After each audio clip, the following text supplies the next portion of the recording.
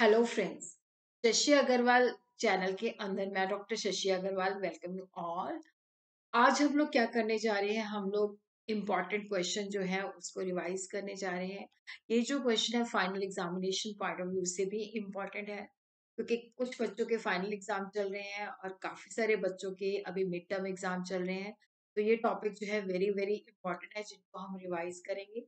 और ये topic students of principles of economics, managerial economics, business economics students के लिए बहुत ही ज्यादा रेलेवेंट है। Explain consumer equilibrium with the help of indifference curve analysis. Explain the law of variable proportion. Explain the price and output determination under perfect competition. Explain the importance of time in determination of price under perfect competition. और अगर आपको मेरा ये effort जो है सही लगता है तो डू लाइक माय वीडियो, इसको शेयर कीजिए और मेरे चैनल शशि अग्रवाल को सब्सक्राइब कीजिए। Before explaining all this topic, this is my app Episum app. यहाँ पे आपको काफी सारा material economics, commerce and management का फ्रीली अवेलेबल हो जाएगा। और उसी तरह इसके ऊपर स्ट्रक्चर कोर्सेज भी अवेलेबल हैं, उनका link I will be sharing in the description box. तो इस ऐप को आप डाउनलोड कर सकते हो गूगल प्ले स्टोर से। सो फर्स्ट क्वेश्चन है, explain the consumer equilibrium with the help of indifference curve. तो यहाँ पे क्योंकि इंडिफरेंस कर्व जो है ऑर्डिनल यूटिलिटी एनालिसिस के अंदर आता है, जो कि काफी सारी रियलिस्टिक अजम्पशन के ऊपर बेस्ड है। यहाँ पे हमने कंज्यूमर इक्विलिब्रियम जो है बताना है with the help of indifference curve approach. तो कंज्यूमर जो है इक्विलिब्रियम में कब होता है, उपभोक्ता जो है संतुलन में कब होता है। देखो, इसकी इनकम जो होती है लिमिटेड होती है, जो वो कॉम्बिनेशन परचेज कर रहा होता है उसकी मार्केट प्राइस होती है। तो consumer is in equilibrium when he maximizes his satisfaction given his income and the market price of the products which he is buying. A consumer may find out with the help of indifference curve analysis कि किस तरह से वो अपनी limited income को दो commodities के different combinations पे स्पेंड करे ताकि उसको मैक्सिमम सेटिस्फेक्शन मिले। और जब उसको सेटिस्फेक्शन मैक्सिमम मिलती है तो वो उस पोजीशन को चेंज नहीं करना चाहता। अजम्पशन जो है, एक तो कंज्यूमर की जो इनकम है दैट इज कांस्टेंट। कंज्यूमर को प्राइसेस के बारे में पता है। कंज्यूमर जो है वाइस है, उसका जो ऑब्जेक्टिव है to get the maximum satisfaction. और यहाँ पे वो दो गुड्स का कॉम्बिनेशन परचेज कर रहा है और उसको अपने इंडिफरेंस मैप के बारे में भी पूरी नॉलेज है। इंडिफरेंस मैप क्या होता है? It is the collection of various indifference curve जो कि उसकी स्केल ऑफ प्रेफरेंस को डिपिक्ट करता है। Hard the indifference curve, hard the level of satisfaction. और गुड्स को हम छोटी छोटी मात्रा के अंदर ले सकते हैं। तो यहाँ पे जिस तरह से मैं एक्सप्लेन कर रही हूँ उसी मैनर के अंदर आपने एग्जामिनेशन के अंदर लिखना है। तो इसकी दो कंडीशन है, price line should be tangent to the indifference curve, marginal rate of substitution of x for y is equal to the ratio of their prices. The marginal rate of substitution of x for y is equal to the slope of the price line. Slope of the price line जो है which is equal to the price of x divided by the price of y. And the second condition is the indifference curve should be convex to the point of origin.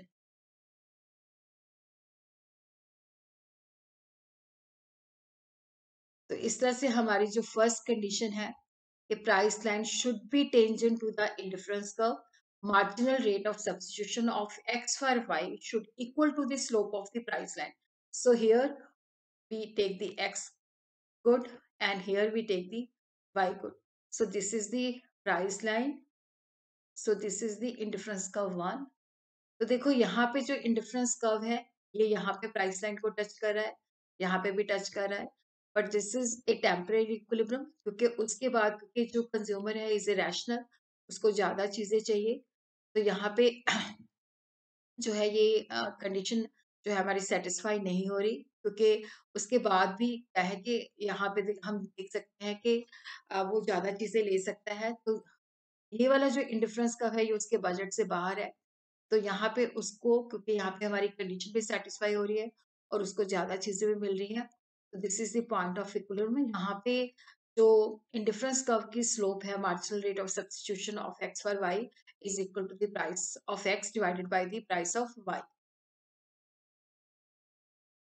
और second condition जो है that के indifference curve must be convex to the point of origin.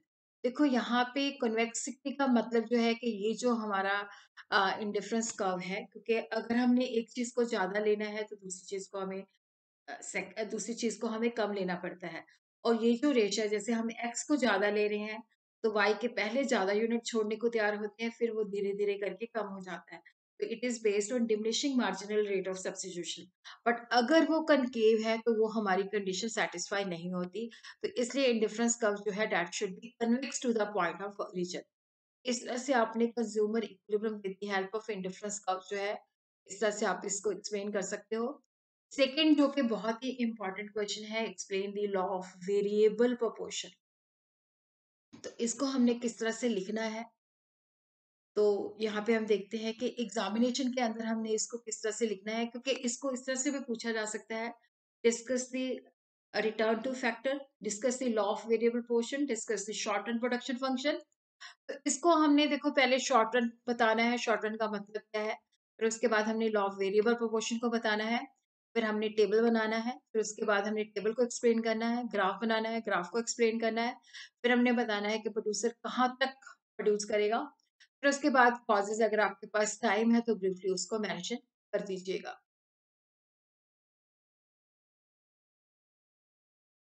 Short run वो period होता है जिसके अंदर one और मोर फैक्टर्स ऑफ प्रोडक्शन और inputs are fixed, other are variable. जो फिक्स्ड फैक्टर्स होते हैं उनको हम चेंज नहीं कर सकते, वेरिएबल फैक्टर को हम चेंज करके प्रोडक्शन इंक्रीज कर सकते हैं। तो दो तरह के इनपुट्स होते हैं हमारे पास, वेरिएबल जिनको हम चेंज कर सकते हैं, फिक्स्ड इनपुट जिनको हम चेंज नहीं कर सकते। If the producer want to expand output, he can do so by using more raw material और लेबर को ज़्यादा यूज़ करके कर सकता है, क्योंकि प्लांट एंड मशीनरी को रातों-रात हम चेंज नहीं कर सकते, तो प्लांट एंड मशीनरी फिक्स्ड है। इवन अगर हम एग्रीकल्चर कर रहे हैं, तो वहाँ पे ज़मीन जो होती है, वो फिक्स्ड फैक्टर होती है। शॉर्ट रन के अंदर क्या है कि उसी तरह क्या होता है कि यहाँ पे हम जो टेक्नोलॉजी यूज़ कर रहे हैं, कि हमारे जो फिक्स्ड फैक्टर्स होते हैं, अगर हमने प्रोडक्शन को इंक्रीज़ करना है, तो हमें वेरिएबल फैक्टर को चेंज करके करना पड़ता है। तो शॉर्ट रन के अंदर क्या है कि हम यहाँ पे वेरिएबल फैक्टर को चेंज करते हैं। जैसे मान लो हमारे पास जो लैंड है वो है फिक्स्ड, और जो लेबर है वो है वेरिएबल। तो यहाँ पे लैंड फिक्स है, 1 हेक्टेयर है, 1 हेक्टेयर है। तो हम क्या करते हैं कि लेबर की क्वांटिटी को हम इंक्रीज कर रहे हैं। इस तरह से आप देख रहे हो कि इसका जो फिक्स्ड और वेरिएबल का रेशियो है वो हम चेंज कर रहे हैं वेरिएबल फैक्टर को चेंज करके। In the short run, it is possible to increase the quantity of one input while keeping the quantity of other input constant in order to have more units of output. तो इसी को हम law of variable proportion कहते हैं, क्योंकि यहाँ पे हम सिर्फ एक फैक्टर जो वेरिएबल फैक्टर है उसको चेंज कर रहे हैं, फिक्स फैक्टर को हम चेंज नहीं करते। तो दोनों के बीच में जो रेशियो है वो चेंज हो जाता है। तो ये जो रेशियो प्रोपोर्शनल रिलेशन है आउटपुट और इनपुट का, इसको हम law of return two factor कहते हैं, क्योंकि यहाँ पे हम एक फैक्टर को चेंज कर रहे हैं, वेरिएबल फैक्टर को चेंज कर रहे हैं, दूसरा फैक्टर जो होता है फिक्स्ड होता है। लॉन्ग पीरियड वो पीरियड होता है जिसके अंदर सारे फैक्टर्स जो होते हैं वो वेरिएबल होते हैं। हम जितनी डिमांड है उसके मुताबिक हम चीज़ों को सप्लाई कर सकते हैं, सारे फैक्टर्स को हम चेंज कर सकते हैं। तो वहाँ पे जो रेशियो होता है वो फिक्स होता है। जैसे मान लो लैंड और जैसे मान लो कैपिटल और लेबर का जो रेशियो है 1:2 का है, तो वहाँ पे हम सेम रेशियो के अंदर जो है इनपुट्स को चेंज करते हैं। तो दूसरा हो जाएगा 2 and 4, और तीसरा हो जाएगा 4:8, क्योंकि रेशियो 1:2 ही रहेगा। तो यहाँ पे ये कॉन्सेप्ट्स हैं। टोटल प्रोडक्ट जो है ओवरऑल क्वांटिटी ऑफ आउटपुट जो कि फर्म प्रोड्यूस करती है। एवरेज प्रोडक्ट होता है कि जब हम टोटल प्रोडक्ट को हम वेरिएबल फैक्टर से डिवाइड करते हैं। तो it is the quantity of total output produce per unit of the variable input holding all other input fix. जब हम टोटल प्रोडक्ट को वेरिएबल फैक्टर से डिवाइड कर देते हैं तो then we have average product. Marginal product का मतलब होता है कि अगर हम एक और एडिशनल यूनिट जो है हायर करते हैं, तो उससे जो एडिशनल प्रोडक्शन होती है उसको हम मार्जिनल प्रोडक्ट कह सकते हैं। इसको change in total product divided by change in क्या कहते हैं आउटपुट से हम डिवाइड कर सकते हैं। तो उसी तरह यहाँ पे हम देख सकते हैं total product of n minus total product n-1। तो ये हमारा मार्जिनल प्रोडक्ट है। इसको हम चेंज इन टोटल प्रोडक्ट और चेंज इन जो वेरिएबल फैक्टर है उससे हम डिवाइड करके जो है निकाल सकते हैं। शॉर्ट रन प्रोडक्शन फंक्शन होता है जहाँ पे हम एक जो वेरिएबल फैक्टर है उसको चेंज करके करते हैं, अदर फैक्टर जो होते हैं फिक्स्ड होते हैं। यहाँ पे रिटर्न टू फैक्टर होता है। लॉन्ग रन के अंदर सारे फैक्टर जो होते हैं वेरिएबल होते हैं, तो वहाँ पे हमारा जो रिटर्न टू स्केल उसको कहते हैं। तो return to factor or production with one variable input, a producer may effect a change in his production by changing only the variable factors. जो टेक्नोलॉजी है, अदर फैक्टर्स है, वो कांस्टेंट रहते हैं। तो जो प्रोडक्शन और वेरिएबल फैक्टर के बीच में ये जो प्रोपोर्शनल रिलेशन है, इसको हम रिटर्न टू फैक्टर भी कहते हैं। तो शुरू में क्या होता है कि जब हम वेरिएबल फैक्टर को चेंज करते हैं तो टोटल प्रोडक्शन तेजी के साथ बढ़ती है। और जब एक सीमा ऐसी आती है जहाँ पे क्या होता है कि जिस रेशो से हम चेंज करते हैं उसी रेशो से आउटपुट हमारा बढ़ता है। डिमिनिशिंग रिटर्न टू फैक्टर के अंदर क्या होता है कि यहाँ पे हमारा टोटल प्रोडक्ट जो है वो बढ़ती हुई दर से इंक्रीज होता है। तो लॉ ऑफ वेरिएबल प्रोपोर्शन जो है शॉर्ट पीरियड के अंदर जब एक इनपुट वेरिएबल है, all other inputs are fix, firm का प्रोडक्शन जो प्रोडक्शन फंक्शन है वो लॉ ऑफ वेरिएबल प्रोपोर्शन को शो करता है। तो फिक्स्ड और वेरिएबल फैक्टर का जो रेशियो होता है वो चेंज हो जाता है। तो ये कहते हैं कि जब हम वेरिएबल फैक्टर को चेंज करते हैं इक्वल डोजेस से, जैसे पहले 1 लेबर थी, फिर एक और 2 हो गई, फिर 3 हो गई, तो इक्वल डोजेस से हम इसको इंक्रीज कर रहे हैं। और जो दूसरी क्वांटिटी है फिक्स्ड फैक्टर की को कांस्टेंट रहती है। तो पहले जिस रेशियो से हम वेरिएबल फैक्टर को चेंज करते हैं तो टोटल प्रोडक्ट जो है पहले मोर देन प्रोपोर्शनेटली इंक्रीज होता है, फिर इक्वी प्रोपोर्शनेटली हो जाता है, फिर जिस प्रोपोर्शन से हम चेंज करते हैं उससे कम रेशियो से प्रोडक्शन इंक्रीज होती है। The law of variable proportion states that if the input of one sources is increased by equal increment per unit of time, while the other input of the other sources are held constant, जब हम fix factor जो है वो constant होता है, variable factor को हम equal doses से इंक्रीज करते हैं, तो पहले हमारा टोटल आउटपुट इंक्रीज होता है, फिर एक सीमा के बाद क्या होता है, ये जो चेंज है वो कम होनी शुरू हो जाती है। assumption जो है कि one of the factors variable और बाकी जो factors हैं वो fixed है। all the units of the variable factor जो है वो homogeneous है। टेक्नोलॉजी methods of production जो है वो constant है। और ये जो law है that is applicable only in the short run। इस तरह से आपने टेबल बनाना है कि हमारे पास जो लैंड है वो फिक्स्ड है, तो यहाँ पे आप देख रहे हो कि वेरिएबल फैक्टर्स को हम चेंज कर रहे हैं इक्वल डोजेस से। ये जो है हमारी फर्स्ट स्टेज है, ये हमारी सेकंड स्टेज है, ये हमारी थर्ड स्टेज है। तो यहाँ पे एग्जामिनेशन में आपने टोटल प्रोडक्ट जो है इसको याद रखना है। मार्जिनल प्रोडक्ट देखो पहला ऐसे ही रहना है, 7 minus 3 4, 12 minus 7 5, 16 minus 12 4, 19 minus 16 3, 21 1 minus 19 2, 22 minus 21 1 और 22 माइनस 22 0। उसके बाद ये माइनस 1। तो एवरेज प्रोडक्ट को आपने किस तरह से निकालना है, तो यहाँ पे टोटल प्रोडक्ट को जब आप वेरिएबल फैक्टर से डिवाइड कर दोगे, ये वाले को जब आप इससे डिवाइड कर दोगे, 3 divided by 1, 7 divided by 2, 12 divided by 3, 16 divided by 4, 19 divided by 5, 21 divided by 6, 22 divided by 7, 22 divided by 8, 21 divided by 9। तो इस तरह से आप देखते हो कि फर्स्ट स्टेज के अंदर हमारा जो मार्जिनल प्रोडक्ट है वो इंक्रीज हो रहा है और टोटल प्रोडक्ट तेजी के साथ इंक्रीज हो रहा है। एवरेज प्रोडक्ट जो होता है वो इस स्टेज के एंड में मैक्सिमम होता है और वहाँ पे मार्जिनल प्रोडक्ट हमारा कम होना शुरू हो जाता है। और जब हमारा एवरेज प्रोडक्ट मैक्सिमम होता है तो एमपी जो होता है उसके बराबर होता है। सेकेंड स्टेज के अंदर जो टोटल प्रोडक्ट है वो घटती हुई दर पे बढ़ता है। और यहाँ पे हम देखते हैं कि एमपी जो है, मार्जिनल प्रोडक्ट जो है हमारा कम होना शुरू हो जाता है और सेकंड स्टेज के एंड में इट बिकम जीरो और टोटल प्रोडक्ट हमारा यहाँ पे मैक्सिमम होता है और ये कांस्टेंट होता है। और उसी तरह एवरेज प्रोडक्ट हमारा कम होना शुरू हो जाता है। थर्ड स्टेज के अंदर टोटल प्रोडक्ट पहले से कम हो जाता है और एमपी जो है ये नेगेटिव हो जाता है। एवरेज प्रोडक्ट भी हमारा कम होना शुरू हो जाता है। तो इसी तरह से आपने इसको जो है 3 स्टेजेस को आपने ब्रीफली एक्सप्लेन कर देना है कि फर्स्ट स्टेज के अंदर टोटल प्रोडक्ट जो है इंक्रीजिंग रेट पे इंक्रीज होता है। मार्जिनल प्रोडक्ट और एवरेज प्रोडक्ट जो है बिगनिंग स्टेज में इंक्रीज होते हैं। मैक्सिमम एवरेज प्रोडक्ट जब होता है तब एमपी जो होता है वो मैक्सिमम पहुंच के डिक्लाइन होना शुरू हो जाता है। और जब हमारा एवरेज प्रोडक्ट मैक्सिमम होता है तो वो मार्जिनल प्रोडक्ट के बराबर होता है। सेकेंड स्टेज के अंदर टोटल प्रोडक्ट जो है डिक्रीजिंग रेट पे इंक्रीज होता है। एंड ऑफ द स्टेज के अंदर ये कांस्टेंट हो जाता है और एवरेज प्रोडक्ट कम होना शुरू हो जाता है। एमपी जो है मार्जिनल प्रोडक्ट जो है जीरो हो जाता है।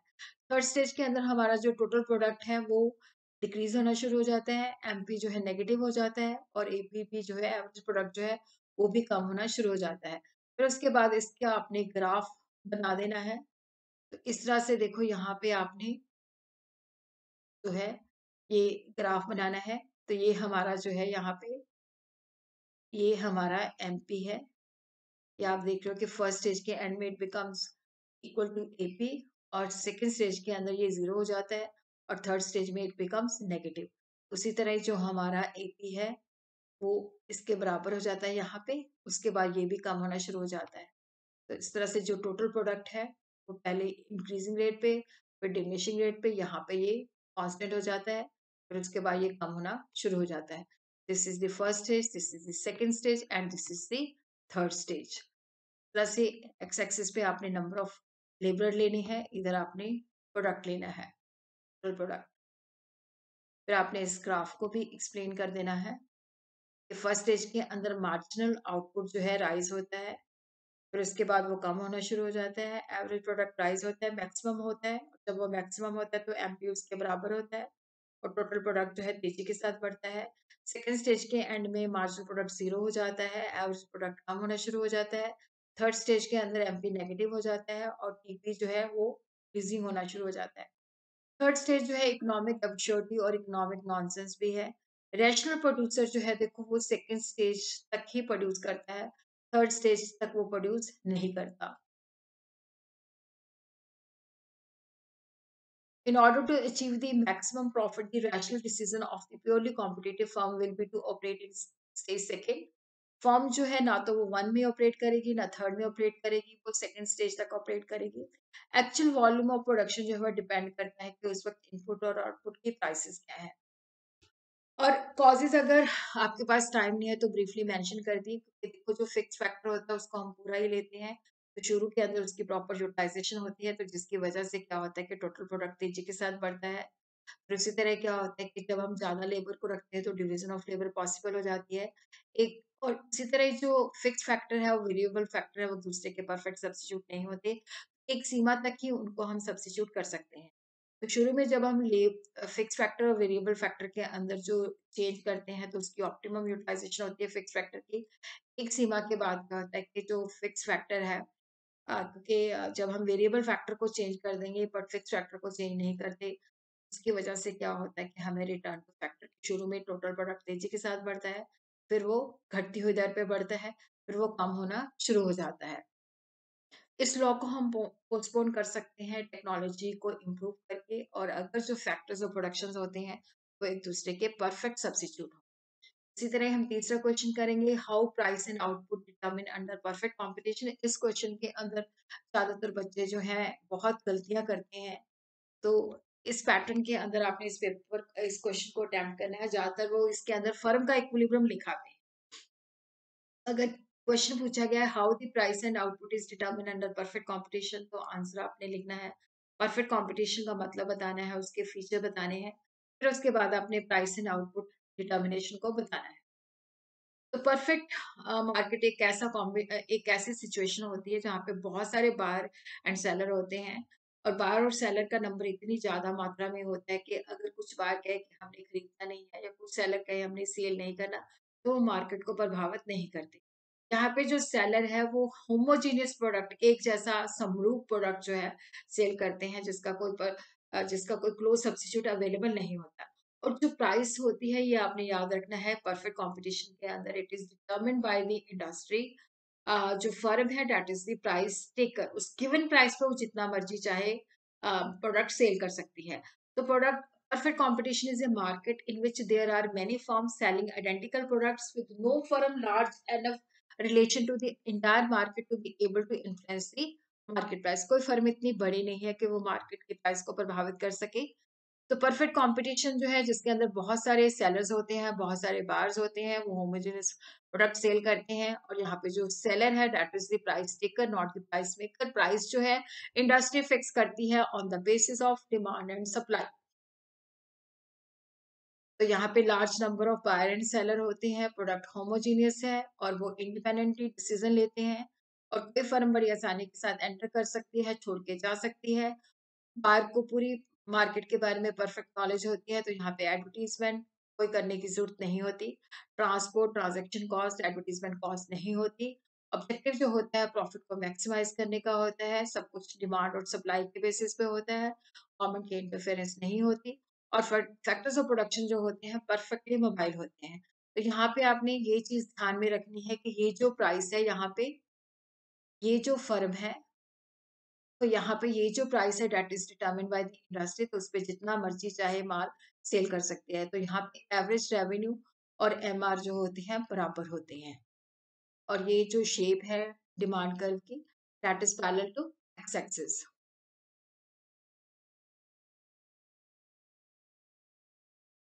प्राइस डिटर्मिनेशन जो है इंडिविजुअल सेलर या फर्म नहीं करता, ये डिमांड और सप्लाई के बेसिस पे होता है। और यहाँ पे इंडस्ट्री जो है उस प्राइस को फिक्स करती है। और इक्विलिब्रियम प्राइस जो है वहां पे डिटरमिन होती है जहाँ पे मार्केट डिमांड जो है that is equal to the supply. तो प्राइस कहाँ पे डिटरमिन होती है? जहाँ पे डिमांड और सप्लाई एक दूसरे के बराबर होते हैं। उस तरह से हम देखते हैं कि यहाँ पे हम देख रहे हैं कि ये सप्लाई है और ये प्राइस है और ये डिमांड है। सप्लाई और प्राइस का पॉजिटिव रिलेशन होता है। यहाँ पे हमने सप्लायर के व्यू पॉइंट से देखना है। देखो सप्लायर जो है मार्केट के अंदर तभी माल लेके आता है जब उसको ज़्यादा प्राइस मिलती है। तो जैसे-जैसे प्राइस कम हो रही है तो मार्केट की सप्लाई भी कम हो रही है। और उसी तरह हम देख रहे हैं कि डिमांड और प्राइस के बीच में, प्राइस और डिमांड के बीच में इनवर्स रिलेशन होता है। जैसे-जैसे प्राइस कम हो रही है तो डिमांड इंक्रीज़ हो रही है। तो यहाँ पे हम देखते हैं कि इक्विलिब्रियम वहाँ पे डिटरमिन होता है जहाँ पे डिमांड और सप्लाई एक दूसरे के बराबर है। तो यहाँ पे प्राइस 3 जो है that is the equilibrium price. इसी तरह इसमें आपने इसको ग्राफ के अंदर जो है दिखा देना है। तो यहाँ पे आउटपुट है, यहाँ पे आप देखोगे 10, 20, 30, 40, 50। तो जहाँ पे डिमांड और सप्लाई एक दूसरे के बराबर है वहाँ पे इक्विलिब्रियम प्राइस जो है फिक्स हो जाएगी। यहाँ पे प्राइस लेनी है, तो ये डिमांड है और ये सप्लाई है। और अगर किसी रीज़न की वजह से क्या होता है कि प्राइस टेम इंक्रीज़ हो जाती है, तो वहाँ पे हम देखते हैं डिमांड, ये हिस्सा तो देखते हैं। अगर प्राइस किसी वजह से इंक्रीज़ हो जाती है, P1 लेवल तक पहुँच जाती है, तो वहाँ पे डिमांड कम है, सप्लाई ज़्यादा है, तो ऑटोमैटिकली प्राइस जो है कम होके इक्विलिब्रियम प्राइस तक हो जाएगी। सो उसी तरह अगर प्राइस किसी रीज़न की वजह से फॉल हो जाती है, तो यहाँ पे हम देखते हैं कि डिमांड तो इतनी है, लेकिन सप्लाई कम है, तो प्राइस ऑटोमैटिकली ये हो जाएगी।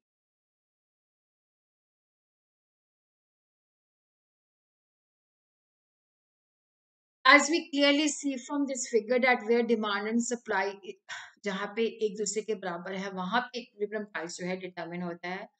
ओपी प्राइस जो है डिटरमिन होती है अगर प्राइस राइज जो है P1 लेवल हो जाता है तो वहां पे डिमांड जो है that is less than the supply, तो ऑटोमेटिकली प्राइस फॉल हो जाएगी P तक। और अगर प्राइस फॉल हो जाती है P2, तो वहां पे हम देखते हैं डिमांड ज्यादा है, सप्लाई कम है, तो ऑब्वियसली प्राइस जो है अगेन जो है इक्विलिब्रियम प्राइस तक पहुंच जाएगी। यहाँ पे हम देखते हैं कि प्राइस जो है that is fixed by the this is the industry which is fix is the price. तो ओ एक्सिस पे हम आउटपुट लेते हैं और इधर हम प्राइस लेते हैं। यहाँ पे डिमांड और सप्लाई जहाँ पे एक दूसरे को इंटरसेक्ट करते हैं, तो ये प्राइस जो है that is the fix by the industry. Firm जो है ये फर्म है, तो फर्म जो है that is the price taker इस गिवन प्राइस पे उस जितना मर्जी सेल करते हैं। और एवरेज रेवेन्यू और एमआर जो होते हैं बराबर होते हैं। तो equilibrium price is determined where the demand और सप्लाई एक दूसरे को इंटरसेक्ट करते हैं। Demand is equal to supply, so price is determined by the industry. Firm जो है that is the price taker at a given price. तो इस गिवन प्राइस के ऊपर जितना चाहे वो माल सेल कर सकती है। इसी तरह फिर आपने बताना है कि अगर हमारी जो डिमांड है उसमें चेंजेस आती हैं, जैसे यहाँ पे देखो ये आउटपुट है, ये प्राइस है, तो दिस इज हमारी डिमांड है ये वाली और ये हमारी सप्लाई है। तो ये इक्विलिब्रियम प्राइस जो है फिक्स हो गई। मान लो अब सप्लाई के अंदर कोई चेंजेस नहीं है और अगर हमारी ये बिल्कुल इसके पैरेलल डिमांड जो है इस लेवल तक पहुंच जाती है, D1 हो जाती है, तो यहाँ पे डिमांड जो है मतलब सप्लाई उतनी रहती है तो प्राइस राइज हो जाएगी। और उसी तरह अगर हमारी डिमांड पहले से कम हो जाती है तो यहाँ पे D2 पे पहुंच जाती है तो प्राइस फॉल कर जाती है। तो यहाँ पे आप देख रहे हैं कि ये डिमांड है, this is the equilibrium price. अगर डिमांड इंक्रीज हो जाती है तो प्राइस बढ़ जाती है और अगर डिमांड फॉल कर जाती है तो प्राइस कम हो जाती है। demand remain unchanged, then the price will be determined by the changes in supply. If supply is more than the price will be less. If supply is less, देखो यहाँ पे क्या है कि उसी तरह ही हम देखते हैं कि अगर सप्लाई के अंदर चेंजेस आती हैं, डिमांड के अंदर डिमांड उतनी ही रहती है। अगर सप्लाई बढ़ जाएगी तो प्राइस कम हो जाएगी, अगर सप्लाई कम हो जाएगी तो प्राइस बढ़ जाएगी। तो उस तरह से हम इसको यहाँ पे डायग्राम ड्रॉ करते हैं। तो यहाँ पे हम देखते हैं कि ये डिमांड है, ये सप्लाई है। अब देखो जो डिमांड है उसके अंदर कोई चेंजेस नहीं है। अगर सप्लाई बढ़ जाएगी तो उससे क्या है कि हमारी जो प्राइस है, सॉरी, ये डायग्राम थोड़ा-सा, ये हमारी डिमांड है, ये हमारी सप्लाई है। अगर हमारी सप्लाई बढ़ जाती है तो ये राइट की तरफ शिफ्ट हो जाती है, तो यहाँ पे प्राइस फॉल हो जाती है, और अगर सप्लाई कम हो जाती है तो यहाँ पे हमारी प्राइस बढ़ जाती है।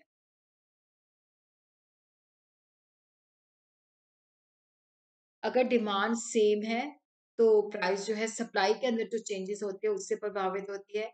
अगर सप्लाई ज़्यादा है तो प्राइस कम होगी, और अगर हमारी सप्लाई कम है तो डिम अगर हमारी सप्लाई कम है तो प्राइस ज़्यादा होगी। उसी तरह ही हमारा जो नेक्स्ट क्वेश्चन है, importance of time element in the determination of price under perfect competition. This is also very important question. तो यहाँ पे आपने पहले परफेक्ट कंपटीशन की डिफाइन कर सकते हो, फिर उसके बाद टाइम पीरियड, फिर उसके बाद आप बता सकते हो डिफरेंट टाइम पीरियड के अंदर प्राइस किस तरह से फिक्स करते हैं। देखो जो परफेक्ट कंपटीशन है, एक मार्केट सिचुएशन है जहाँ पे बहुत सारे बायर एंड सेलर होते हैं। सेलर होमोजेनियस प्रोडक्ट सेल करता है, सेम प्राइस होती है जो कि इंडस्ट्री फिक्स करती है, और उस गिवन प्राइस के ऊपर फर्म जो है सेल करती है। तो यहाँ पे जो प्राइस है, जहाँ पे डिमांड और सप्लाई एक दूसरे के बराबर होती है, वहां पे फिक्स होती है। तो ये डिपेंड करता है, डिमांड का रोल ज्यादा सिग्निफिकेंट होता है कि सप्लाई का रोल, ये डिपेंड करता है टाइम के ऊपर। तो जितना शॉर्टर पीरियड होता है उतना ही ज्यादा इन्फ्लुएंस डिमांड का होता है, और जितना लंबे समय होता है उतना ही सप्लाई का होता है, क्योंकि शॉर्ट पीरियड के अंदर डिमांड के मुताबिक हम सप्लाई को नहीं बढ़ा सकते, क्योंकि जितना हमारे पास कैपेसिटी होती है उससे ज़्यादा हम ऑपरेट नहीं कर सकते। तो वेरी शॉर्ट पीरियड के अंदर क्या है कि जितना हमारे पास स्टॉक पड़ा है उससे ज़्यादा हम प्रोड्यूस नहीं कर सकते। मार्केट प्राइस जो एक्चुअल में प्रिवेल करती है, जब भी हम मार्केट जाते हैं तो शॉर्ट पीरियड के अंदर, वेरी शॉर्ट पीरियड के अंदर जो प्राइस एग्जिस्ट करती है वो मार्केट प्राइस होती है। वेरी शॉर्ट पीरियड होता है वो समय जहाँ पे जितना हमारे पास एग्जिस्टिंग स्टॉक पड़ा है उससे ज़्यादा हम इंक्रीज नहीं कर सकते। जैसे कॉलेज की कैंटीन है, आपने अपने फ्रेंड्स को वहाँ पे पार्टी देनी है, तो आपके फ्रेंड्स 50 हैं, लेकिन उनके पास जो है 30 गुलाब जामुन का ही सामान है, तो 30 गुलाब जामुन ही आपको सप्लाई करेंगे। तो वेरी शॉर्ट पीरियड के अंदर डिमांड का रोल ज़्यादा सिग्निफिकेंट होता है, जहाँ पे जो प्राइस निर्धारित होती है that is the market price. Short period वो पीरियड होता है जिसके अंदर जो हमारी एग्जिस्टिंग प्रोडक्शन कैपेसिटी होती है वहां तक आप प्रोड्यूस कर सकते हैं, और अगर डिमांड बढ़ जाती है तो हम नई मशीनरी इंस्टॉल नहीं कर सकते। तो यहाँ पे जो प्राइस फिक्स होती है सब नॉर्मल प्राइस होती है। जैसे मान लो आपके पास एक मशीन है जो 25 जो है कारपेट्स पर डे बनाती है, अगर कारपेट्स की डिमांड इंक्रीज होती है तो वो 25 जो है, क्योंकि कैपेसिटी जो है 25 है, तो वहां तक ही प्रोड्यूस कर सकती है। तो शॉर्ट पीरियड के अंदर जो प्राइस फिक्स होती है दैट इज दी सब नॉर्मल प्राइस। लॉन्ग पीरियड वो समय होता है जहाँ पे हम डिमांड के मुताबिक सप्लाई को चेंज कर सकते हैं, तो सप्लाई का भी सिग्निफिकेंट रोल होता है। तो यहाँ पे जो प्राइस निर्धारित होती है वो नॉर्मल प्राइस होती है। वेरी लॉन्ग पीरियड होता है कि आने वाले 10 समय के अंदर क्या चेंजेस हो रही है, तो वहाँ पे डिमांड और सप्लाई दोनों के अंदर चेंजेस आती हैं। तो डिमांड में चेंजेस आते हैं कि पॉपुलेशन का साइज बढ़ जाता है, लोगों के टेस्ट हैबिट चेंज हो जाते हैं, सप्लाई जो है टेक्निक्स और प्रोडक्शन से इन्फ्लुएंस्ड होती है। तो वेरी लॉन्ग पीरियड के अंदर जो प्राइस फिक्स होती है दैट इज सेकुलर प्राइस। तो वेरी शॉर्ट पीरियड वो पीरियड होता है जिसके अंदर जितना एग्जिस्टिंग स्टॉक है उतना ही हम प्रोड्यूस कर सकते हैं, और यहाँ पे जो चीजें जो प्राइस होती है वो मार्केट प्राइस होती है। तो इसको हम दो वे से एक्सप्लेन कर सकते हैं, एक है पेरिशेबल गुड्स, एक है ड्यूरेबल गुड्स। देखो पेरिशेबल गुड्स वो गुड्स होती हैं जिनको हम स्टॉक नहीं कर सकते, जैसे फ्रूट्स एंड वेजिटेबल्स है। तो यहाँ पे हम देखते हैं कि ये सप्लाई कर्व है जो कि पैरेलल टू वाई एक्सिस है। इवन ये जीरो प्राइस पे भी इसकी मार्केट के अंदर सप्लाई होती है। अगर डिमांड ज्यादा है तो इसकी प्राइस ज्यादा होगी, और अगर डिमांड कम है तो इसकी प्राइस कम होगी। इस तरह से हम यहाँ पे आप देख सकते हो कि सप्लाई कर्व जो है that is parallel to axis, X axis, sorry parallel to Y axis है, सॉरी। ये जो सप्लाई कर्व है दैट इज पैरेलल टू, गलती से मैंने बोल दिया, इस पैरेलल टू वाई एक्सिस है कि इसको हम क्योंकि ये स्टेबल है, इसको हम स्टॉप नहीं कर सकते। तो यहाँ पे अगर हमारी डिमांड बढ़ती है तो इसकी प्राइस भी बढ़ जाएगी, और अगर इसकी डिमांड कम होती है तो प्राइस भी कम हो जाएगी।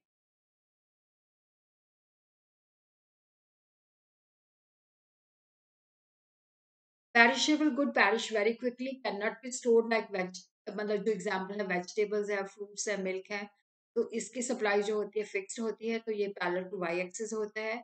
और उसी तरह क्या है कि अगर डिमांड ज्यादा है तो हाई प्राइस है, अगर डिमांड लो है तो लो प्राइस है। वेरी शॉर्ट पीरियड के अंदर ड्यूरेबल गुड्स जो होती हैं इनको हम स्टॉक में रख सकते हैं, तो इसकी सप्लाई रिजर्व प्राइस रख सकता है कि अगर मुझे इतनी मिनिमम प्राइस मिलेगी तो मैं बाजार के अंदर लेके आऊंगा। तो यहाँ पे आप देख सकते हो कि ये जो है this is the reserve price, इससे कम मैंने मार्केट के अंदर लेके नहीं आना। उसके बाद ये पैरेलल टू वाई एक्सिस हो जाता है, अगर इतनी डिमांड है तो वो इतना माल बाहर लेके आता है, तो ये प्राइस है, तो इस प्राइस के अंदर वो सारा माल ले आता है। उसके बाद डिमांड बढ़ जाए लेकिन सप्लाई उतनी ही आएगी जितनी है, प्राइस जो डिमांड बढ़ जाएगी तो प्राइस बढ़ जाएगी। और उसी तरह क्या है कि जो शॉर्ट पीरियड है इसके अंदर क्या होता है कि यहाँ पे जितनी हमारी कैपेसिटी है उसी के मुताबिक हम सप्लाई को इंक्रीज कर सकते हैं। तो यहाँ पे जो प्राइस निर्धारित होती है that is the sub normal price. तो यहाँ पे आप देख सकते हो कि ये सप्लाई कर्व है, अगर डिमांड ये है तो ये प्राइस है, अगर ये डिमांड है तो ये प्राइस है। ज्यादा डिमांड होगी तो ज्यादा प्राइस होगी, कम प्राइस होगी, कम डिमांड होगी तो कम प्राइस होगी।